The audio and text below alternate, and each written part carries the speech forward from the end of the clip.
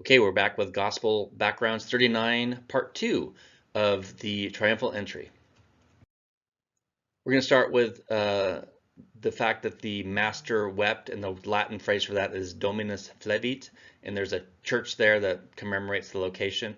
We'll talk about how Jesus predicts the destruction of Jerusalem in some pretty startling detail. And we'll get into this time of thy visitation. There is a theory that I will share with you. I will admit I taught it as fact earlier in my life, but now I think it's interesting, but I don't necessarily hold to every detail about it. And then we'll conclude with Jesus entering the temple to begin his final week. We always start with Acts 17:11, so remember that the Bereans received the word with all eagerness and all readiness of mind, but they searched the scriptures daily to see whether these things were true. So scripture is always our final authority. So I'll shut off the camera now, and we'll dig into the second half of Luke chapter 19. So we left off part 1 with the stones that didn't cry out. I told you that story about the cheapest souvenir in Israel. Now notice the tone changes abruptly. Luke 19:41. When he drew near and saw the city, he wept over it. There's a parallel here with the prophet Jeremiah, and Jeremiah was known as the weeping prophet. He wrote an entire book of the Bible that bears his name, and also another book called Lamentations, which is a lament for God's people, his holy city, and the fact that Jeremiah witnessed the first temple being destroyed by the Babylonians.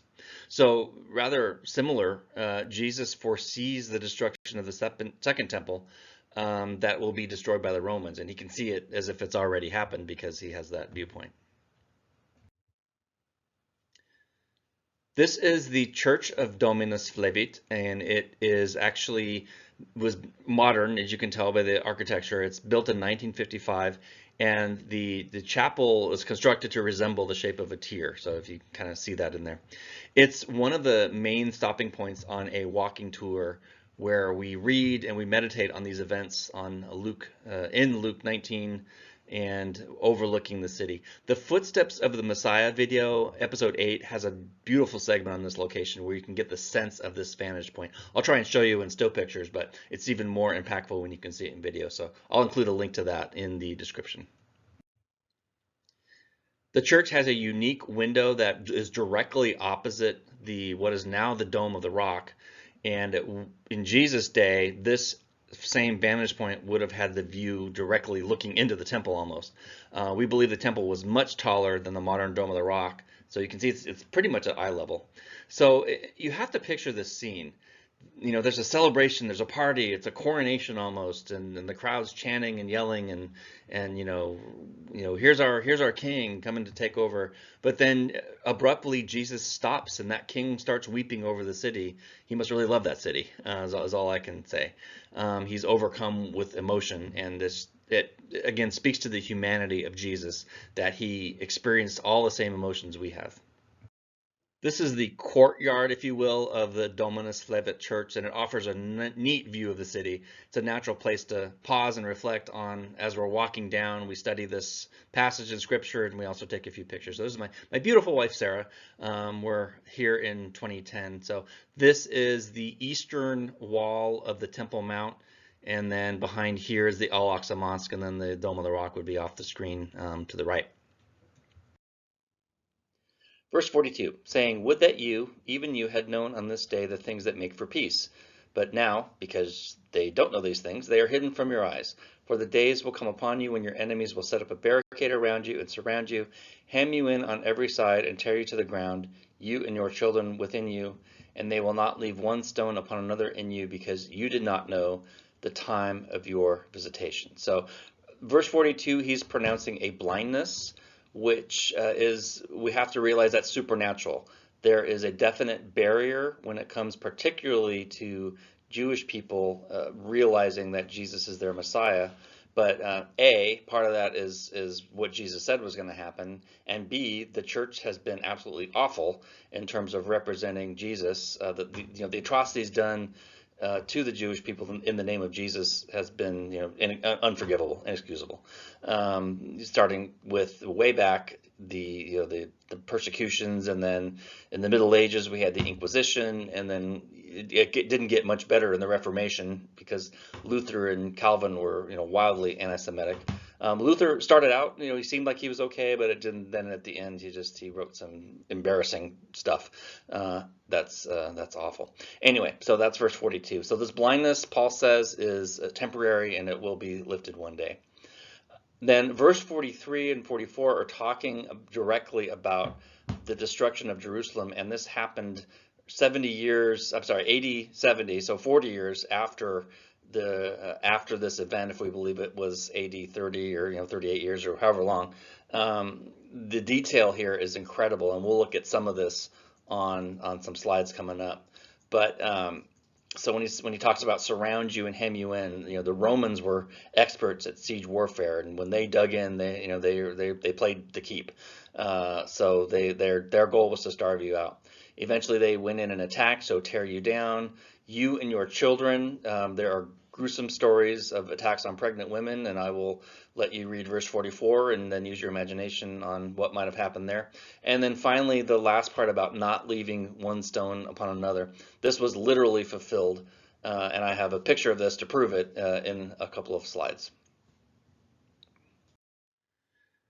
We don't have any remains of the siege works in Jerusalem, but then not too far away at a place called Masada is where we do have evidence of what a Roman siege camp might have looked like. So the solid wall in the foreground would have been 6 feet thick and 7 miles long, and it basically was to prevent the Jews that were held up in the fortress from escaping. Now, the Romans did not mess around with sieges. Missler reports that the Roman army was prepared to dig in for up to 25 years in siege if necessary. And the plan is to basically starve them out and force them into surrender. It was very, very brutal time.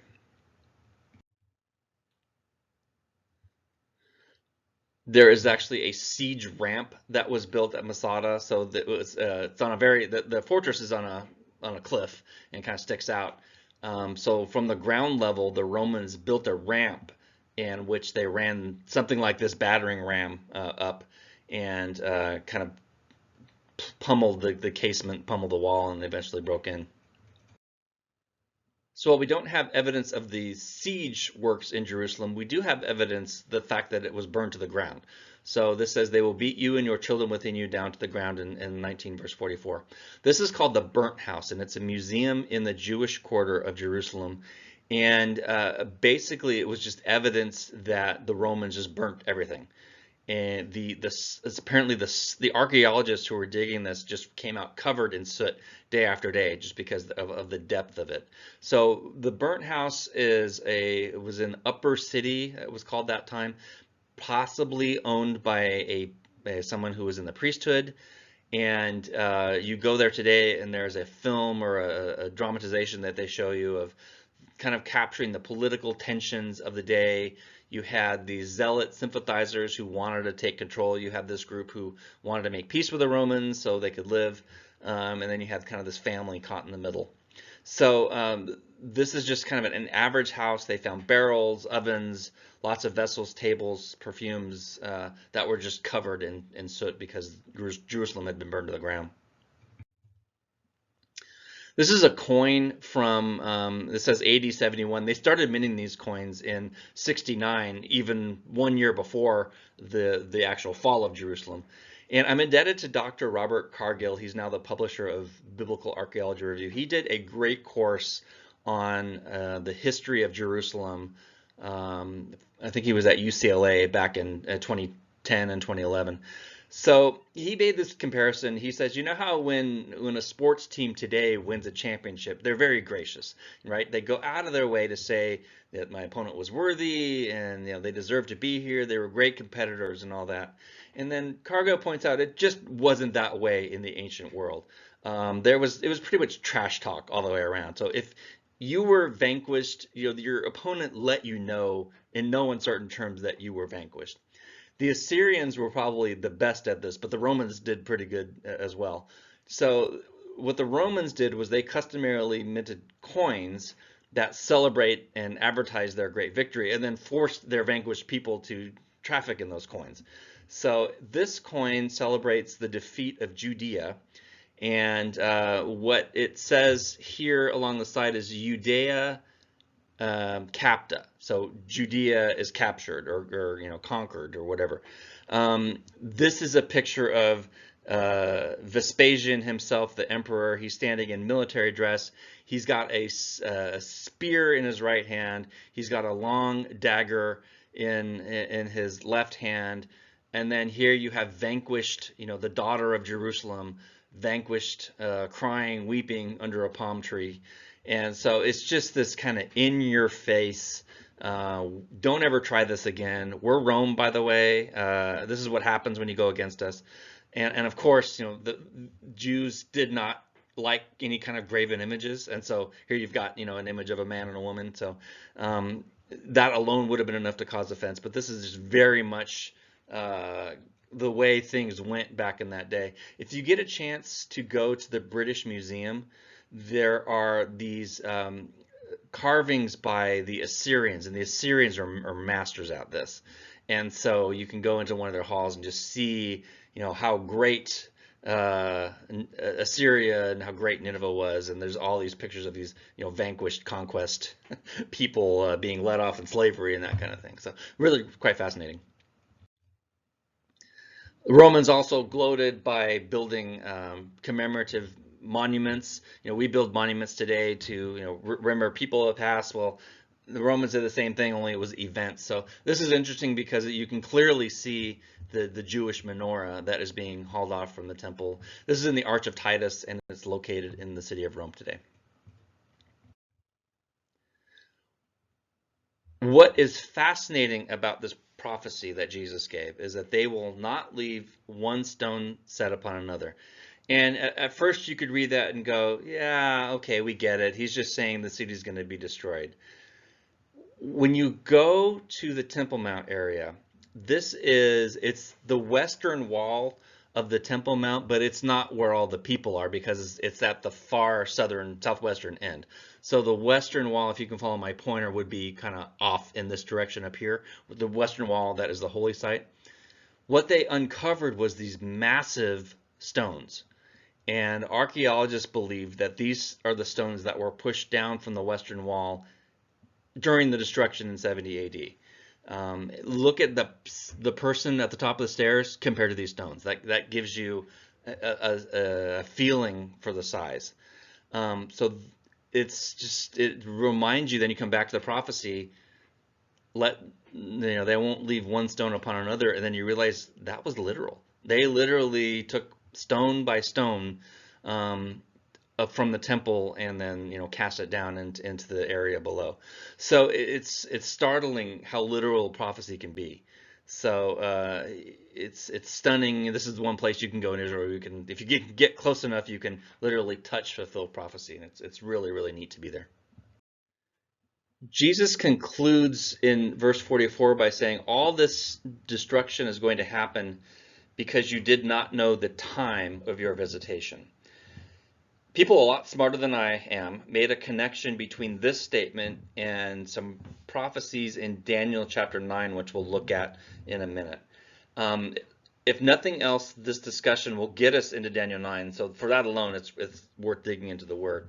But I admit that I don't hit this as hard as I did in the past. So I used to teach this as fact and conclusive evidence, but now I'm kind of I stopped short of drawing a line in the sand because I don't want to divide over what is ultimately a non-essential thing. So I do think the overall gist of the calculation is likely correct, but I'm becoming clear to me anyway that the final application may not be completely on target. So let's walk through this and then we can discuss it. And if this is not your cup of tea, just feel free to skip over this. It's going to get kind of detailed here in a minute. So this comes from Daniel chapter 9, and it's known as the 70-week prophecy. Verse 24, 70 weeks are decreed about your people and your holy city, that's Jerusalem, to finish the transgression, to put an end to sin, and to atone for iniquity, to bring an everlasting righteousness, to seal both the vision and the prophet, and to anoint a most holy place. So he's talking about the restoration of Jerusalem, and we can see that some of these were achieved in Jesus' first coming. Uh, he definitely atoned for iniquity, but we aren't quite there with everlasting righteousness. So some of these are Jesus' first coming, some of these are Jesus' second coming, where he will finish it. So he did part of these, the first coming, part in the second. Know therefore and understand that from the going out of the word to restore and rebuild Jerusalem to the coming of an anointed one, a prince, there shall be 7 weeks. Then for 62 weeks it shall be built again with squares and moat, but in a troubled time. So a week is commonly thought of as being a week of years. So when he says 1 week, he's talking about 7 years. So there's 69 weeks, and then an interval in verse 26, and then the 70th week will resume in verse 27. So let's look at verse 26. And after the 62 weeks, which is 62 plus 7, an anointed one shall be cut off and have nothing. The people of the prince who is to come shall destroy the city and the sanctuary. Its end shall come with a flood, and to the end of there shall be war, desolations are decreed. So that, people draw a connection between what Jesus is talking about in Luke with what happened in 70 AD versus Daniel 9:26, where if we believe the prince who is to come is Roman or some kind of Romanian, some part of the Roman Empire, which could be Assyrian. So the Romans are the ones who destroyed the city and the sanctuary. That actually happened. So we know we're in this interval between the 69 weeks and the 7th week. Verse 27, and he, meaning this prince who shall come, shall make a strong covenant with many for 1 week. And for half the week he shall put an end to sacrifice and offering. Now we know from other passages that the Great Tribulation lasts 3.5 years. So then that fits. If 1 week is 7 years, then half of that week is 3.5 years. So there's going to be a covenant, then what scholars believe are 3.5 years of peace, followed by 3.5 years of just absolute destruction. And on the wing of abominations shall one come who makes desolate until the decreed end is poured on the desolator. So let's look at the next slide and we will try to unpack this. It is very complex, but let's take it piece by piece. So again, a week in this context is commonly understood to be a week of years, so 7 years. So if we have 7 years plus 62 years, 7 weeks plus 62 weeks, that equals 69 weeks. The ancient calendars all had 360 days, and of course 7 days in a week. So if you do all that math, and I know it's complex, and I hope I haven't lost you, but 69 times 7, week of years, times 360 for days in a year, you get 173,880 days between the decree to restore Jerusalem until the coming of the Anointed One. And then what happens next? The Anointed One is cut off. So we're going to assume the Anointed One is Jesus. Jesus is cut off. The people of the Antichrist destroyed Jerusalem and the temple. We know that those were the Romans. That doesn't mean the Antichrist is Roman. The Roman Empire, remember, stretched all the way from England and then down to northern Africa and then way over to Iraq and Iran today. So a Roman could come from any of that area in theory. And then we have this temple is destroyed. We know that happened in 70 AD. We have an interval of unspecified duration, which people who hold to this theory would label as the church age. We don't know how long it's going to be. We know there's, it's just this gap in time in God's timeline. And then following the church age, there may be a pre-tribulation rapture if a lot of people hold to that. I tend to follow that logic, but it's not set in stone for me. And then after that, after the church age is done, then you have the 70th week, which is the final 7 years. It's known as the time of Jacob's trouble. The Antichrist makes a covenant at the midway point. So you've got 3.5 years of false peace, followed by the 3.5 year Great Tribulation. Then you have the end of days, the second coming, Armageddon, and all of that leads into the millennial kingdom. So following this math, what does that mean for Luke chapter 19? Let's take a look. This slide is from Chuck Missler in one of his commentaries where he talks about the 69 weeks of Daniel. He says, we know for certainty when the commandment to restore Jerusalem was. And so this would have been yet future when Daniel was writing, because Daniel was writing during the captivity. There were multiple decrees. One of them dealt with the temple itself. A couple of them did. And yet this one, the decree of Artaxerxes Longimanus, um, from the Persian Empire, was on March 14th, 445 BC. So we can date that with relative certainty. That was when the command came to restore Jerusalem. So Daniel's 69-week clock, according to this theory, starts ticking on March 14th, 445 BC. Then you do the math and you get 173,880 days. To get it to a Gregorian calendar, you've got to factor in leap years and the fact that there's no year zero, and then the difference between March 14th and you basically you end up with Sunday, April 6th, 32 AD, which would be the date of that fits the triumphal entry of that year. It fits with Passover. It fits with a number of things. The only thing it doesn't fit is a Friday crucifixion. So the Passover could not have been on Thursday, Friday in 32 AD. We know that from the calendar. But otherwise, people say to the day, 173,880 days later, is when Jesus made his triumphal entry. So there is the theory. The conclusion is then that Jesus was holding them accountable to know this formula. And because they didn't, that is why the destruction came. So there are some good rebuttals to this, but let's take a look. Jesus says you didn't know the time of your visitation. So was Jesus holding his audience accountable to do this math? So that's the theory, is that you do this math, the people should have known this, and they should have known that on this day, April 6th, 32 AD, that they should have accepted, but Jesus knew they were ultimately rejected him, and then that kicks this prophecy into being. So it's very compelling. I'm not saying it's not correct. As we talked about in the beginning of part one, the problem of dating all this is very complex. It's not an easy puzzle to solve. John and the Synoptic Gospels actually seem to present different dates. So John presents Jesus' death as the Passover lamb, and the Synoptic Gospels present the Last Supper as the Passover meal. So you can't have both. So there's just some issue. There's competing calendars. There's groups like the Essenes hated the temple establishment so much that they set their own calendar. John may have been using that calendar. I mean, who knows? It's very complex.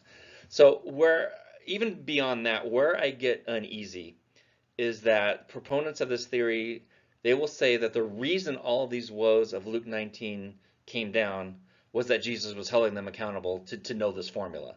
And as you see, this formula is not easy, right? It's complex. I don't see Jesus doing that. I could be way off on this. I think it's more likely that Jesus held them accountable to accept him as their Messiah. So, and even that could be a stretch because Jesus tried to keep his identity quiet for most of his ministry. So even there's a problem with that. But if they had known Daniel 9, I think that would have been yet another indicator, just like the fact that he rode in on an unbroken donkey was an indicator. And just like all the other prophecies he fulfilled was an indicator. I don't see Jesus as holding them accountable for this one thing, and then because they didn't, then everything's done. To me, it's not the math that's the sign. The sign is Jesus and whether you and I accept him. So this may be splitting hairs, but I think it's key that we make this distinction. If the people had repented and they could have averted the looming disaster, I think Jesus gave them that opportunity, and he would have ushered in the millennial kingdom right then and there. They would have entered the peace of the Messianic era, which we're all looking forward to, by the way. So anyway, there's the theory. If none of this makes any sense to you, don't worry about it. I won't spend any more time on it. But if it's piqued your interest, there's definitely things you can dig into. I believe the first person that came up with this was Robert Anderson, and he's not an insignificant person in history because at the turn of the 19th century, I believe he was head of Scotland Yard, so a very capable detective and a believer that tracked all this down. So the problem a lot of people have with it is they're convinced the crucifixion was on a Friday, and it couldn't have been 32. AD, the crucifixion could not have been on a Friday. So anyway, that's that. If you found that fascinating, hope it helped. If not, then don't worry about it. All right, let's get back to something we know, which is the Word of God. So, and when he entered Jerusalem, the whole city was stirred up, saying, "Who is this?" And the crowd said, "This is the prophet Jesus from Nazareth of Galilee." And the blind and the lame came to him in the temple, and he healed them. But when the chief priests and the scribes saw the wonderful things that he did, and the children crying out in the temple, "Hosanna to the Son of David," they were indignant. So apparently the crowd kept chanting Hosanna, even through his weeping and all that. And they said to him, "Do you hear what these are saying?" And Jesus said to them, "Yes. Have you never read, out of the mouth of infants and nursing babes, you have prepared praise?" And then leaving them, he went out of the city to Bethany and lodged there. So he basically retraced his steps and went back to Bethany. I note that Matthew 21:10 notes that the whole city was stirred up, and that just reminds me of when Jesus was born. The same thing happened. The wise men showed up and were searching for a king, and then Matthew recorded that Herod and all Jerusalem was in an uproar. So at the beginning, at the end, we see the same thing. Commentators often pick up that the crowds on Sunday are the same ones who will shout "Crucify him" a few days later. I don't think that's true. I think it was a very small group that engineered the conspiracy to have Jesus arrested and ultimately killed. Lancaster notes the corrupt Sadducean priests that delivered him to Pilate did so secretly because they feared the crowds. In fact, in Mark 14:2, they say they should not take him on a feast day, lest there be an uproar. So they were very concerned that he was so popular with the people that they had to do it secretly. So I don't think it was the same group that on Sunday shouting Hosanna was the same group on Thursday or Friday shouting Crucify him. I could be wrong, but I don't see that. It does remind me, though, that Jesus is in control of everything. He laid down his life willingly. They said, "Do not take him on a feast day," whereas Jesus said, "No, no, no, it's going to be a feast day." So he made that happen. I like verse 14. You know, he was kind of busy during this time, but yet he still made time for people who needed him. Right? He was in this coronation ceremony and weeping and talking with the temple priests and kind of mixing it up with them, but he still had time to heal the blind and do all that. Blind to the lame. So Lancaster believes that, lastly, we see in John 12:19, so the Pharisees said to one another, "You see that you are gaining nothing. Look, the world is coming after him." So again, this is Lancaster's bias, perhaps, but he sees these Pharisees as being friendly to Jesus, and they're chiding the opposition as if to say, "You really don't think you can stop him, do you?" We don't know that. Unfortunately, what we do know is the whole world had not yet gone after him, or there might have been a different outcome. So, lest we miss what's happening in Matthew 21:16, the chief priests of the Sadducees are giving Jesus one last chance here. I think that's what's happening here. In John 10:24, the Judaioi, they asked Jesus, "How long will you keep us in suspense? If you are the Christ, tell us plainly." Lazork and Eisenberg made the comment when we were there that we typically read this, "Tell us plainly," meaning, Jesus, quit beating around the bush, make it clear to us. What Lazorkin believes they mean is, "Tell us plainly," meaning, who do you think you are? You should know that any Messiah has to be first approved by us.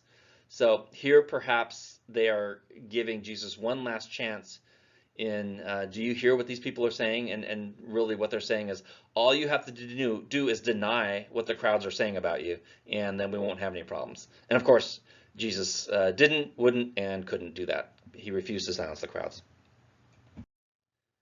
Most scholars believe that Jesus entered through the eastern gates, and so if so, then the camera angle in this picture would have been close to his vantage point had he turned around. Of course, he wouldn't have seen the tour buses and modern churches and all that. But so this picture is taken from the vantage point of the now sealed eastern gates and then looking back east. So what the modern road is you start up here near the top and then you make your way down. It doesn't look that far in this picture, but you're actually halfway down the hill by the time you get to Dominus Levitt. And then you kind of make a diagonal, come down this way, and then you hit the street here. And then you end up in the Garden of Gethsemane. And so you kind of do stops and you're kind of looking at the city the whole time. What is interesting is there are actually two parts to the Garden of Gethsemane. So there's this public part that's very well groomed and orderly, and trees are in rows, and it's very crowded. And then across the street, though, is really cool. There's this private part where if you can make contact with find the guy with the keys, and then slip him a little something for his trouble, he can let your private group in for about 30 to 45 minutes. We did this on our first tour there in 2010. It is just incredibly moving to be in this place and to contemplate in relative solitude kind of what would happen there. I know we're talking here about the triumphal entry, and now I'm talking about the Garden of Gethsemane, which is happening right before he's arrested. But still, just since I have the picture here, I'm just reminded of how moving that place is. And what's crazy is this is a big road here. There's a busy road here, so there's honking and people and church bells and the occasional Muslim call to prayer that you hear. So it's noisy, right? But then you just tune all that out, and there's just this peace that is this overwhelming about what went down there, and it's hard to describe. But this side here is probably much closer to what the original garden looked like at the time compared to this crowded public area here. Interesting, just a bit of trivia, the Russian Orthodox Church of Mary Magdalene it's easy to spot because it's got these golden domes here, so it's colloquially referred to as the Church of the Golden Onions.